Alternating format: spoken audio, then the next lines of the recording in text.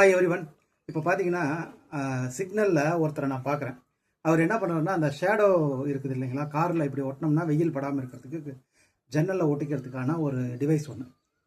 அதை வந்து அவர் விற்றுட்ருக்கிறாரு. அதை விற்றுட்ருக்கிறாரா, சரின்னு நான் பார்த்துட்டு இருந்தேன். அவர் பார்க்குற நான் பார்த்தவர்களுமே கிட்டத்தட்ட 90% அவருக்கு வந்து ரிஜெக்ஷன் தான். யாருமே அதை வந்து வாங்கலை. அப்படி இருக்கும் உடனே நான் என்ன பண்ணேன், அவர்கிட்ட கேட்டேன், போய் என்ன பண்ணுறீங்க, நிறைய பேர் வாங்க வேணான்னு சொல்கிறாங்களே அப்படின்னோடனே, அவங்க சொல்லிட்டு போகிறாங்க, சார் நமக்குன்னு வாங்கக்கூடிய கஸ்டமர்ஸ் ஒரு 4 பேர் இருப்பாங்க.